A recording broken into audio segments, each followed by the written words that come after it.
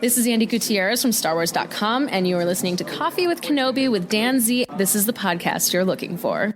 I checked the ship's comms. Still no word from Fennec. Since when do we wait around for intel? It's something in the blood. Everyone has it, but at varying levels. Those with a high count were believed to be more capable of wielding the Force. You're lying. About which part? You tell us. If Omega did have that potential, she'd have to be trained. Which would mean leaving you behind. This is Ashley Eckstein, Ahsoka Tano from Star Wars The Clone Wars and Star Wars Rebels, and you're listening to Coffee with Kenobi with Dan Z. How about we talk about Star Wars The Bad Batch? Why not? Season 3, Episode 9, The Harbinger. The Harbinger is the brand new episode. It certainly got a lot of people excited. I know, and you know, that we're going to talk all about this, and we've got two very special guests to talk about The Harbinger. First, joining me every week when we talk about Star Wars The Bad Batch, he has a very high M count, Mr. Mason Zehr. Mason, welcome back to the show. It's great to be back again. We have got a special guest who is no stranger to Coffee with Kenobi, Mr. Ross Hollebon. Ross, welcome back to the show. Gentlemen, awesome to be here again, and what an episode today. So excited. We are extremely excited to talk about this again. This. I think it's fair to say that this is one that was high on people's list when we saw the trailer. So let's get into it.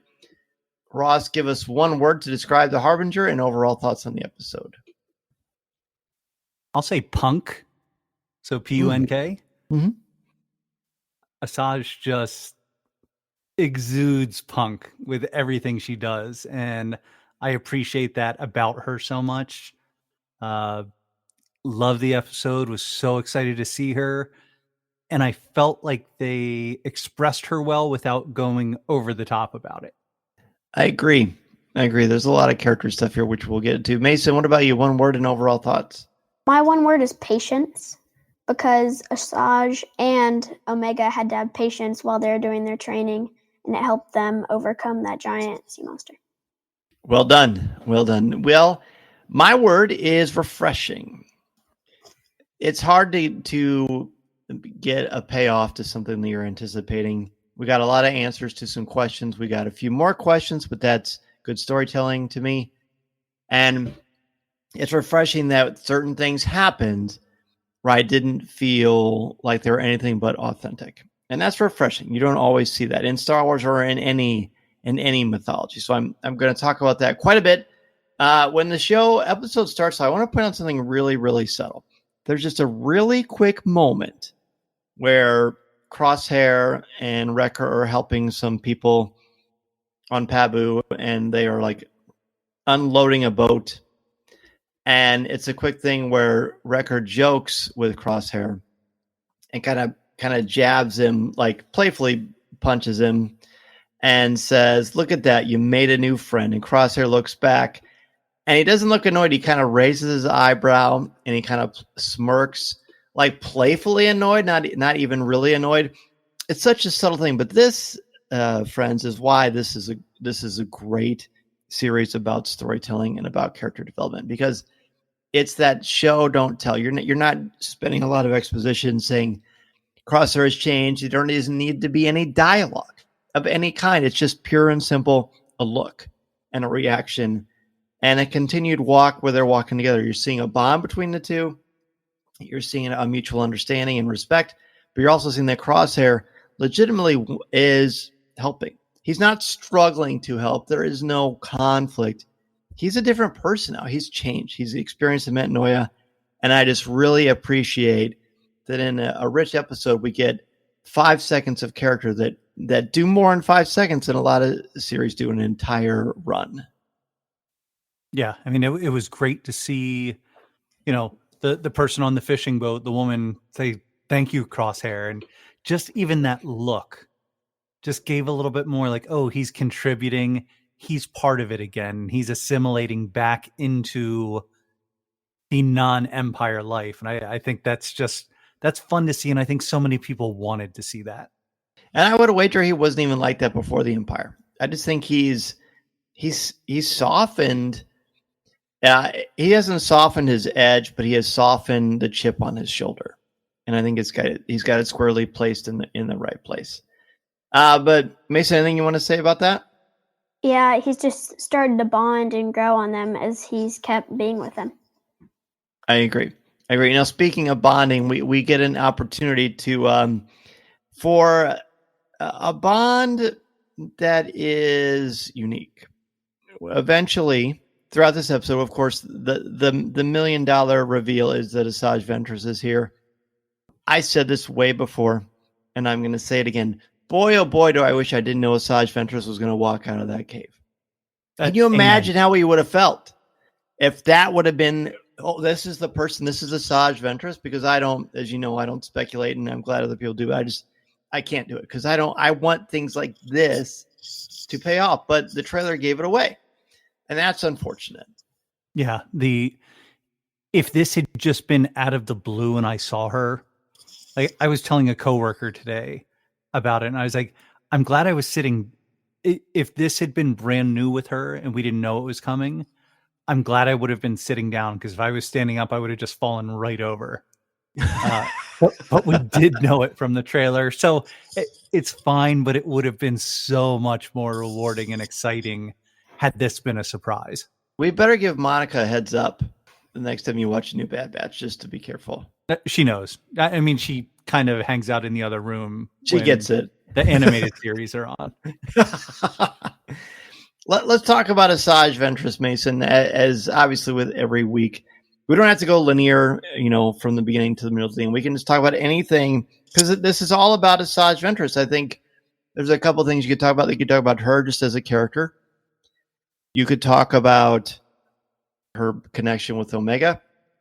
You could talk about the training sequences. You can talk about the fight scene. There's a lot you could talk about.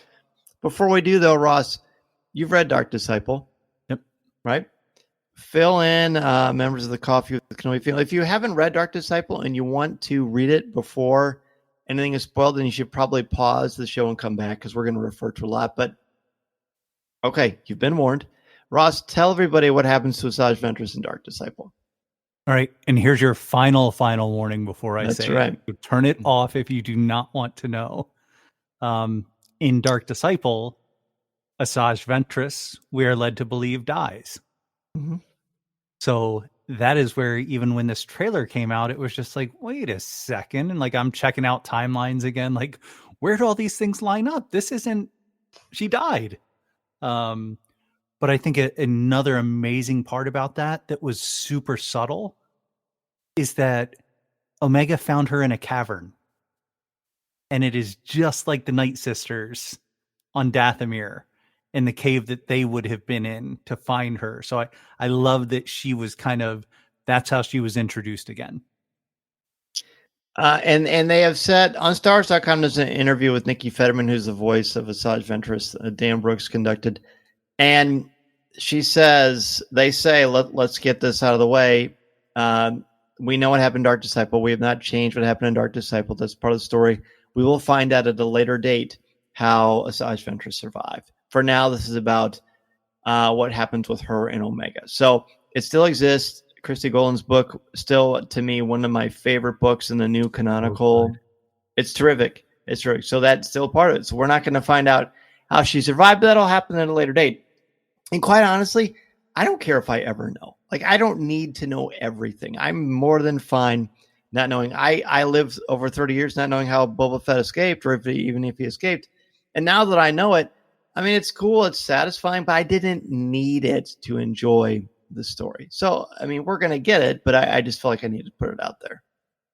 Well, and I'm super excited here to know what Mason thinks of Asajj, knowing his affinity for animation and knowing how much of a fan that I am of her. So, Mason, what do you have there? Yes. Yeah, I really like at the end when Crosshair helps Omega onto the ship, and he also doesn't just walk inside and let Asajj walk inside. He asks, like, I'll help you up too, and she takes it, and they both smile. That's a great catch. Why? What? We never talked about that when we watch it. Why do you think that's important? Because we know that Asajj isn't bad. She's not like, oh, I'm going to kill you now. I think she's like Crosshair, starting to bond with them as she is with them. Well done. Ross, you alluded to loving Asajj Ventress. What is it about Ventress that you like so much?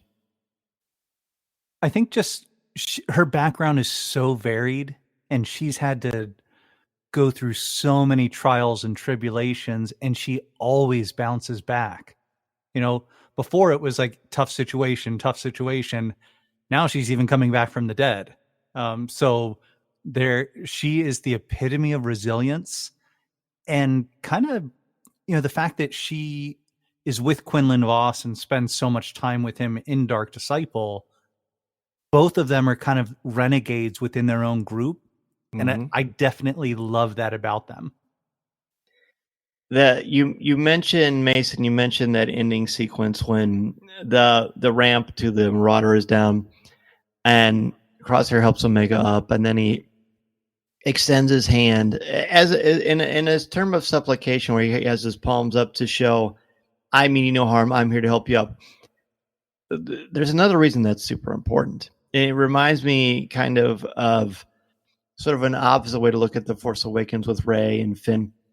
The fact that she takes his hand and allows herself to be helped up, Ventress doesn't need any help.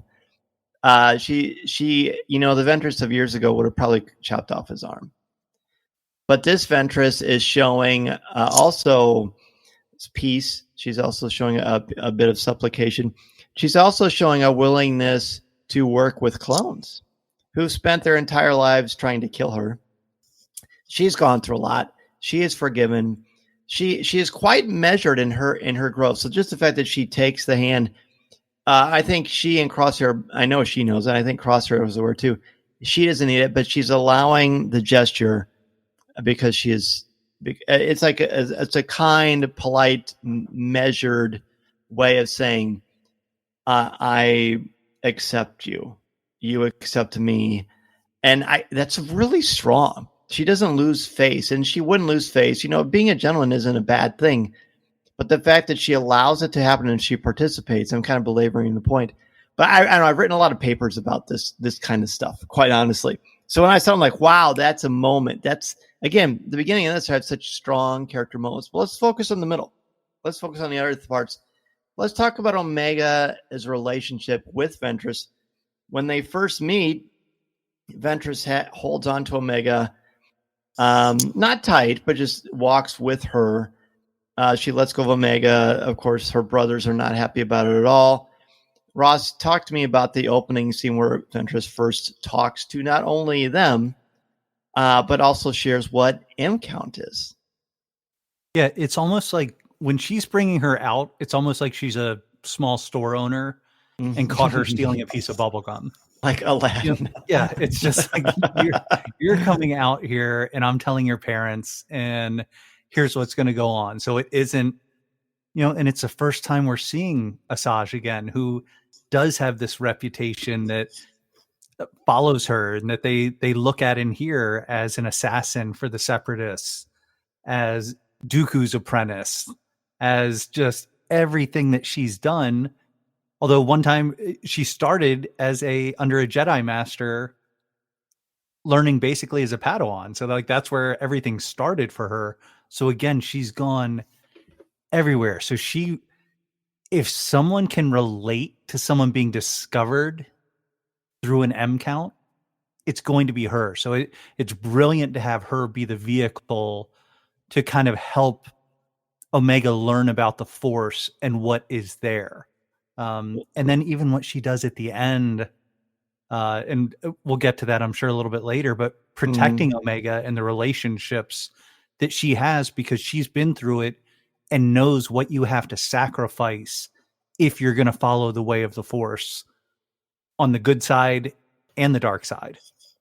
Well, it makes sense too, doesn't it, that it's Asajj Ventress, and I never would have thought, oh, she'd be a great person to speak with Omega. And all we've seen so far is that she is willing to at least see what is going on with Omega. But I really like the fact that at the beginning of this, we learn a lot. Mason, what do we learn about from Asajj Ventress? We learn that Omega is a little bit force sensitive, and she says everyone has it, but it determines the volume or level that you have it. And I noticed as she was talking, and Omega started walking away, she actually said the word midi-chlorians. That's right. And you and I said, there's the word. Everyone's saying, why aren't they saying midi-chlorian? There it is. But it kind of reminds me of Voldemort, Mason. You're the perfect person to talk to about this. And even when I said that, your eyes went, what? In Harry Potter, why don't they say Voldemort? Because they think it's going to attack them, like it's going to appear right in front of them. Yeah, fear of a name increases fear of the thing itself, I believe, is what Dumbledore says. Mm-hmm. So I kind of got the sense that, Mason, tell me what you think. I kind of got the sense that when she says it, she only says it once. It's only said once in the episode. It's almost like, I don't want to put it out there in the universe. Mm-hmm. She's like, just settle. And I'm not even sure if she meant to, but she was like, oh, I did say that. I agree. And she talks about the fact that you can't go around inquiring about M count because she says it's very reckless to speak about such things. It attracts the wrong kind of attention. Pretty fascinating stuff. But we do get the answers that we've been waiting for. We get the of course, what we already knew, that everybody has it. It indicates if you are force sensitive or not. Omega says, what, you mean I'm a Jedi? There's some important stuff that happens here when she brings up the word Jedi. For one thing, there's no venom, and I wouldn't think there would be because of Dark Disciple. She falls in love with Quinlan Vos. I think it's fair to say. By the way, you can't see this, listeners, but Ross changed his name to Quinlan Vos for this recording. that's what his display name says. You just see that now? Yes. Mason used to be Steph Curry, but now he's back to his other self. The fact that I try to think of it this way. If you haven't read Dark Disciple, and we keep mentioning it because it's a great book, if you haven't read it, then you don't understand where she's at. And if you didn't listen to or read Jedi Lost, the Dooku book about his upbringing and him falling to the dark side of the Force, written by the amazing Kevin Scott, then you don't know what's going on with Ventress. You saw a little bit in Clone Wars that she was a bounty hunter, but she has completely changed who she is. She's very focused on stopping the Empire. She does tell us you have no idea how dangerous the Empire is. And she knows that better than anybody, having been treated the way she was by Dooku, who wasn't in the Empire, but eventually he worked for Palpatine. So she must know about Sidious, right? Do we know much about that? I don't know yet. I know that came up in the book as well, where she was in the room or just outside the room as Dooku was talking to Sidious through hologram. Right. So even because she and Quinlan were so pressed on getting to know him, saying like, okay, how can we take this out?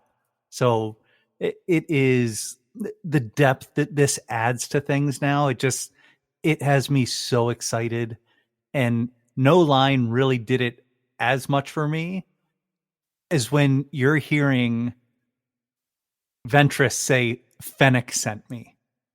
I probably pulled my left shoulder when my arms went up in the air because I was so excited about that.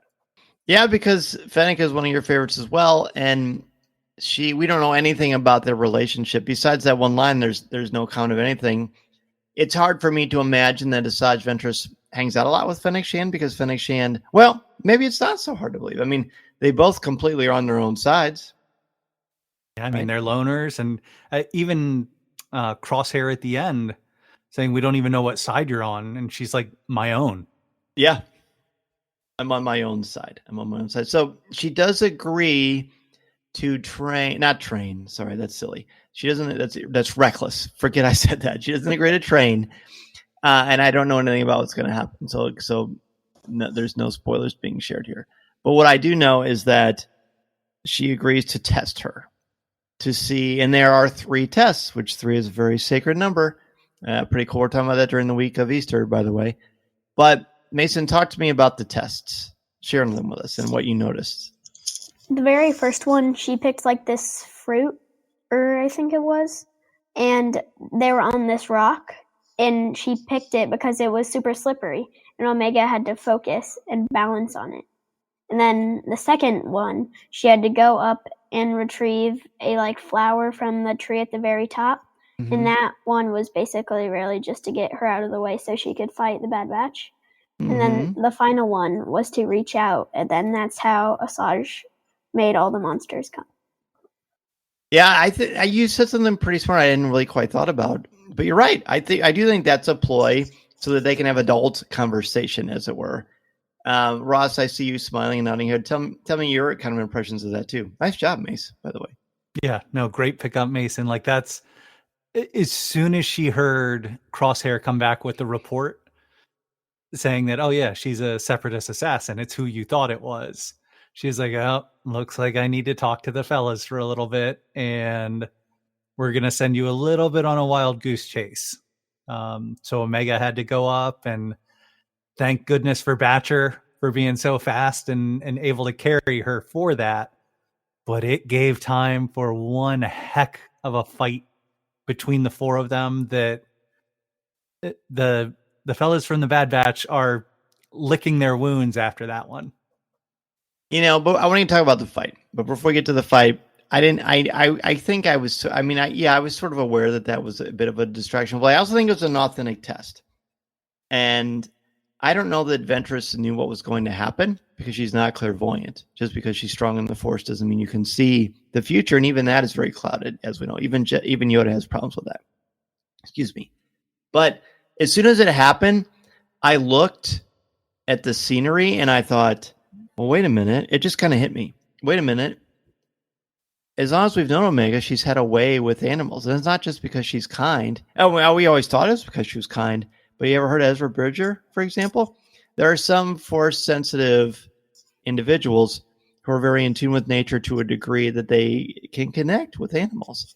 And I thought, the only way this can happen is either she suddenly develops these Jedi muscles that are enhanced, which that would be very out of place and it wouldn't work.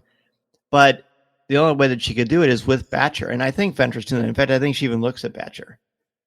She sees the two of them have a bond. The only way that can be accomplished is with the connection of Batcher. That's obviously what happens. Test is passed. Ventress says that it's not passed. Or, well, she doesn't really address it, but she doesn't really give her a glowing recommendation. But to me, I was like, okay, now we've got something here. So let's talk about the fight, and then I want to go back to this whole notion of what's going on with Omega. Mason, what'd you love about the fight? Probably my favorite part about the fight is the very beginning when she makes all of the guns go like near the water on the rocks and says, no cheating. Yeah, and then she uses the Force, but not really. Kind of. I don't know. Ross, what'd you love about the fight? You could see how acrobatic she was. And it was really, some of it was almost more Jedi-esque protection versus being the aggressor.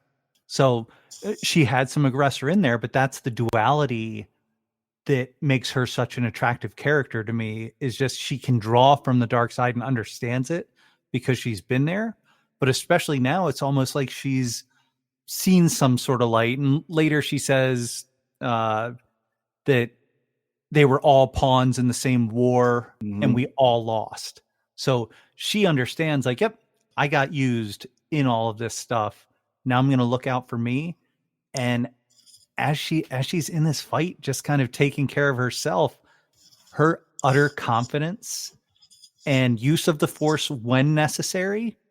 But even when they get the blasters back and she's just turning a shoulder and dipping to the side before lighting the yellow lightsaber, I'm just like, yep, she's cool and she has all of this under control. Yes, yeah, I thought it was great too that she would dodge those blasters without even really trying. And this is where she's complex and interesting. She's not like ostentatious or flamboyant in her movements, She's not showing off, is what I mean. She is surviving, but she's also, it's a workout for her, honestly. And I don't think there's any conflict with her at all when it comes to the dark side. I think that she's not using lethal force. Now, she's not being a pacifist. I watched it a couple times. The second time I watched it, I purposely watched her moves. And she moves pretty quick, so that's not easy to do. I watched her moves to see if she was just deflecting their moves back at them and just being defensive. But no, she's not a Jedi. She wouldn't be purely defensive anyway. And many of the Jedi are aggressive when they need to be for survival, and that's what she does.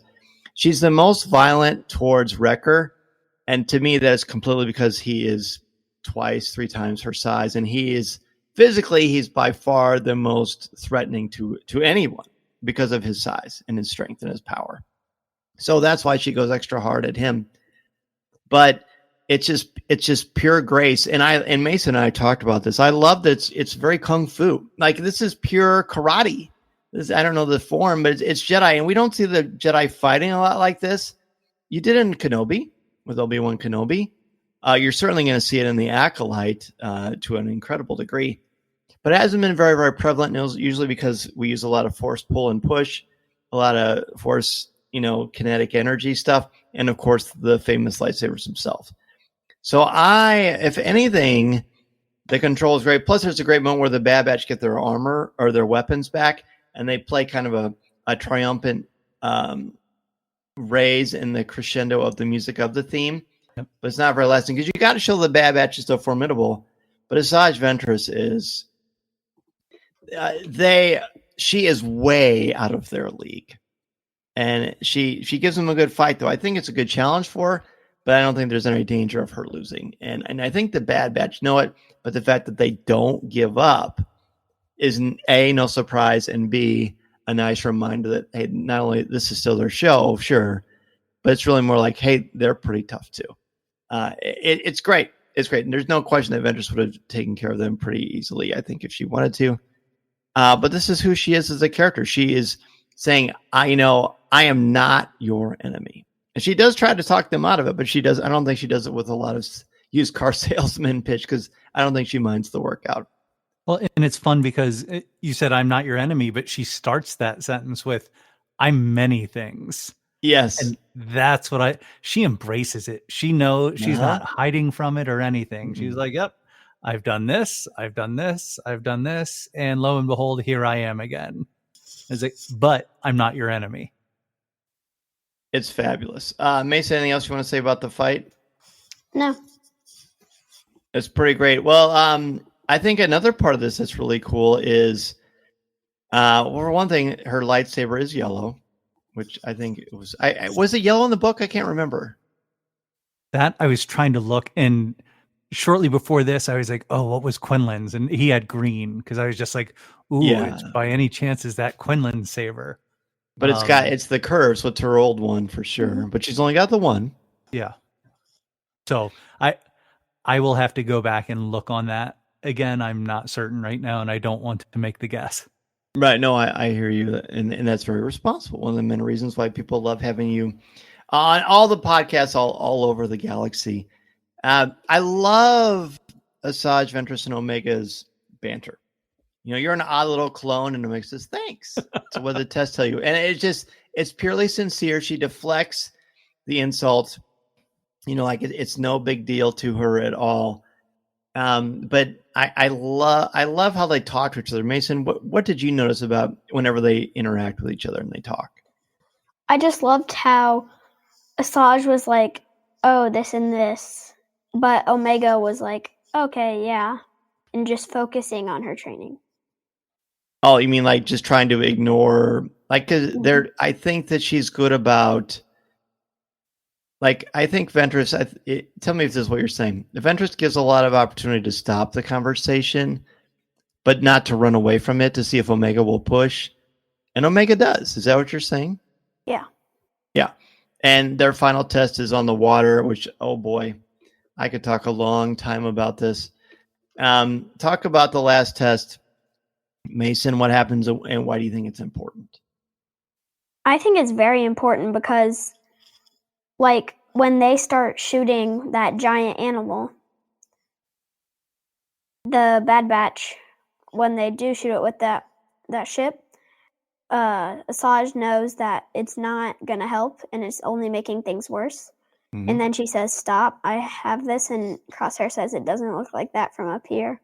And then when when the animal creature grabs hold of her and pulls her closer to like eat her, she like reaches out the hand like she was doing and trying to show Omega, and like tames it and makes it put her down. Was that your favorite moment, or which was your favorite moment from the episode?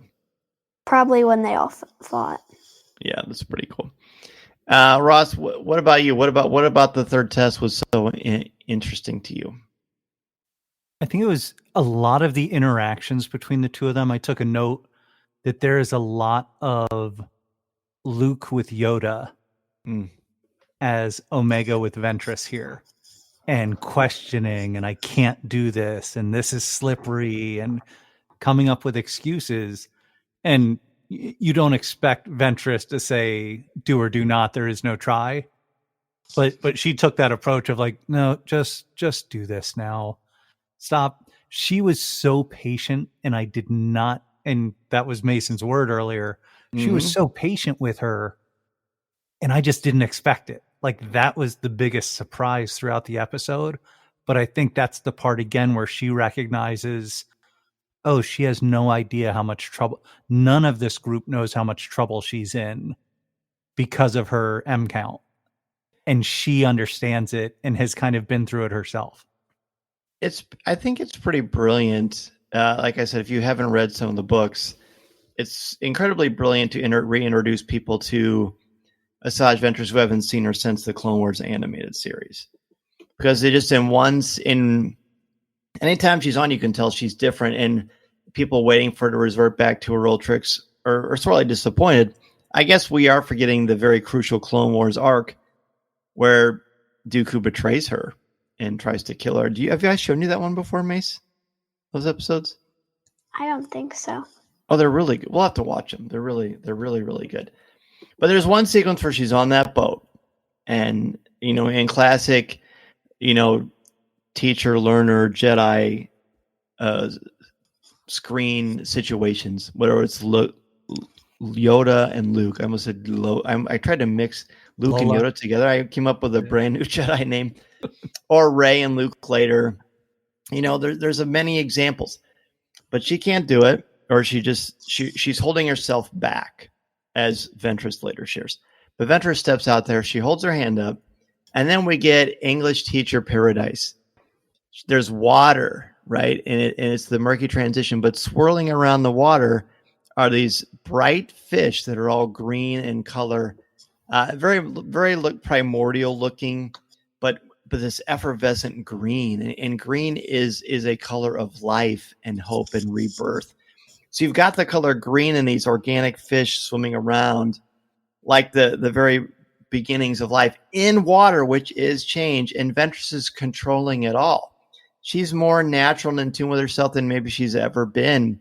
Not in this moment, but just who she is as a character and who she is as a person. And I thought, wow, yet again, this is like the third or fourth time where they've hammered home something powerful about character without telling you. Like, if you didn't even think about that, it wouldn't matter. But the fact that there's so much textual richness in this is just so vibrant and compelling. And then the fact that she brings back this creature that she said, did you mean to call that? And I think she says not intentionally. Is that right? Yeah. Yeah. And the fact that there's this wild beast, she goes down there to save Omega. She turns on her lightsaber just once to cut off a tentacle. She turns it off right away. She doesn't go at the old Ventress would have gone after the thing and murdered it. She was just rescuing Omega. She wasn't trying to attack the creature. That's it. And then she goes back to the top and she tames the beast. She goes up and she touches it. She makes a connection with it. She's very calm. There's no aggression in her in this or in any part of the episode. And again, just shows us what you like besides the voice, the great voice, and some of the fighting. She's just not the same person. And it's just so smart. So she has, not only is she obviously extremely force sensitive, but she's able to connect with nature.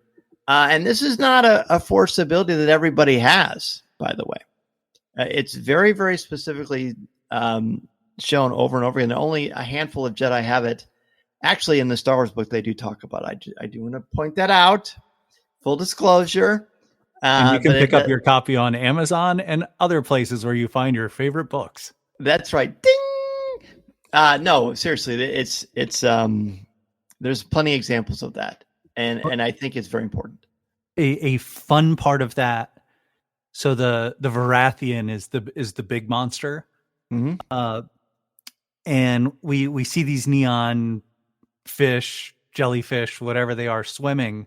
But when you see the Varathian comes up, its mouth has all that neon and stuff over it. So it's like it was chasing them and feeding on them when they were being called over. So that's how it came over. Because at first I was just like, ooh, what kind of nuclear power plant monster is this with the with the mouth like that?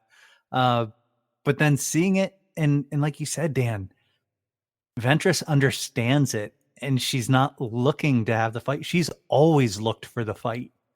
And now she wasn't looking for the fight. And it was, there were so many relative moments to times of awakening for Ahsoka during the live action series into what we saw with Ventress today. Maybe I'm trying to make that happen in my mind, but I really felt like there were certain elements where you're talking about the water.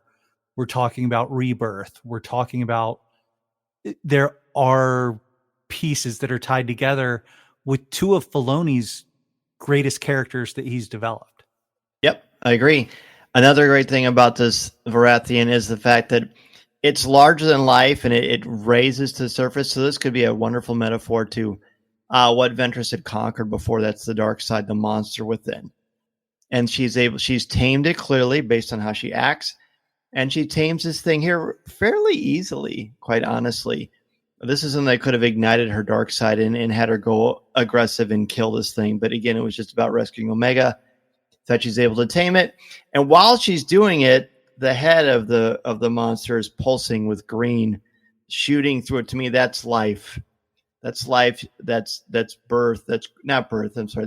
But it is growth. That vegetation, in the spring, the green comes back, right? Persephone is no longer in Hades anymore if you're into Greek mythology.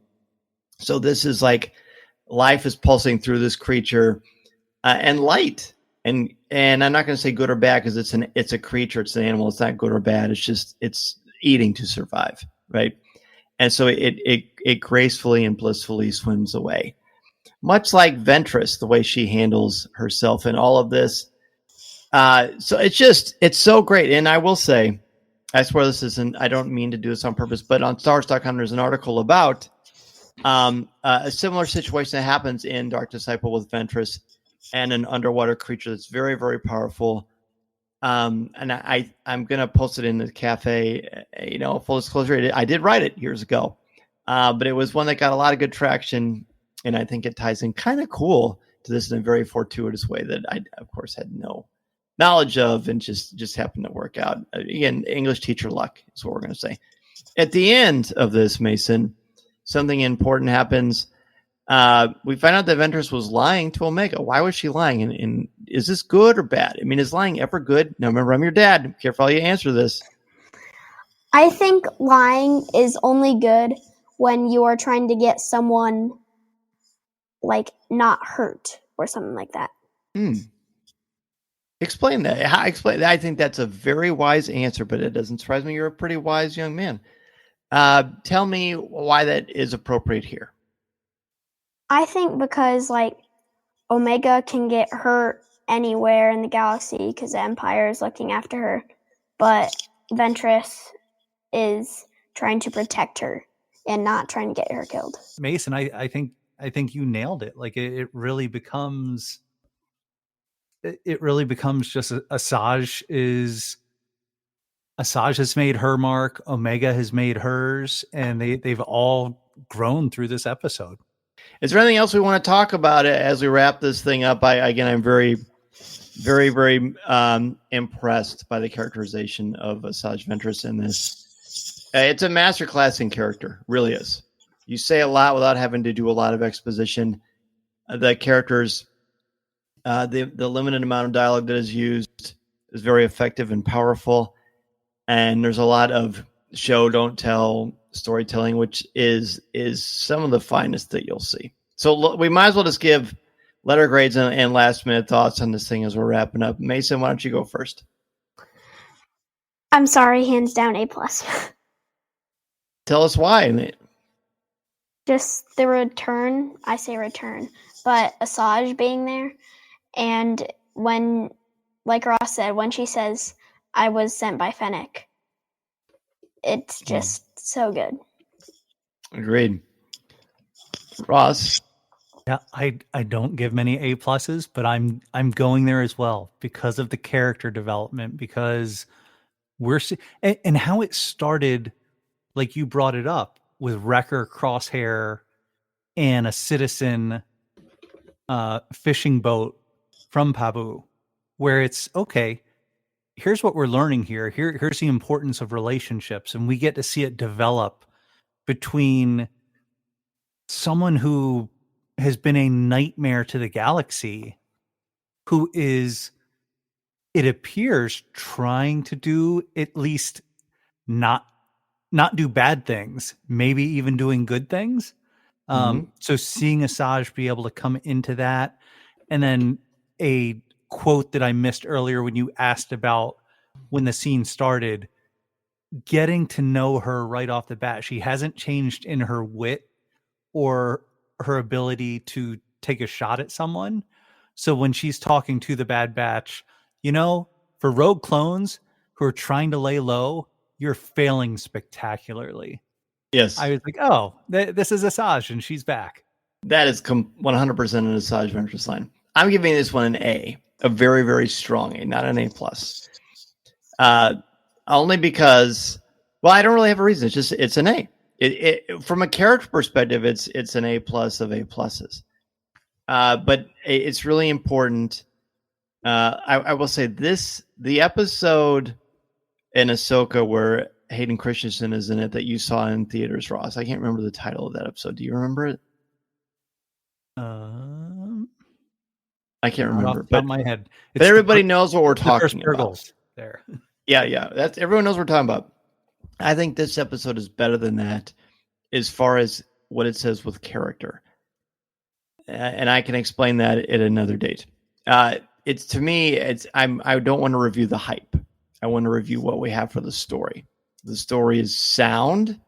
The story gives us a little bit of information. It's a good solid A. Well, the third episode is an A+.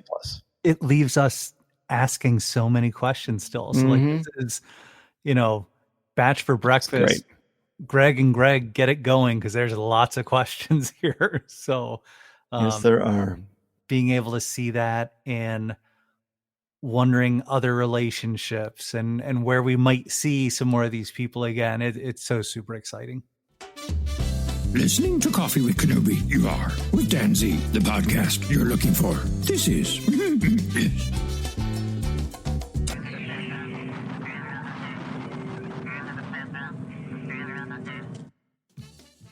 Well, it's also exciting to know, gosh, this is the 9th episode. We don't have that many left. Well, we have 6 episodes left. That's a little depressing, but it's not depressing because I know I'm going to get to talk about it each and every week with Mason. Mason, where can people find you? Are you still on a basketball court, or are you getting bored out there? Oh, no, I'm not getting bored. You're still happy out there. All right, Ross, what about you? What's going on with Album Cockpit Podcast and all the great things you're doing? So I recorded and posted my first episode since August. So it took a long break, and came back and was surprised that Spotify had changed the rules on me. So can no longer use music on Spotify. So I have transitioned primarily to YouTube now, and it sets up as a playlist, which actually may work better in some ways because I talk about the music videos a lot. So now those get embedded in the playlist of each episode. And recently dropped Gish by the Smashing Pumpkins with my buddy Ian Embry. And I'm recording a Megadeth reaction album on Friday, and it's a band that I've never really listened to, and I've listened to it a lot over the past week, and it is, it takes me back to the days of wishing I had like the David Coverdale and Gene Simmons hair down my back. But it's some good headbanging thrash metal there. And what about all your writing as well? Yeah, well, I have all these notes here. We'll go into my recap as part of the group recap for Fantatrax.com. So check that out for all things Star Wars. And I know that's a friend of Coffee with Kenobi podcast with Mark Newbold and the wonderful group out there.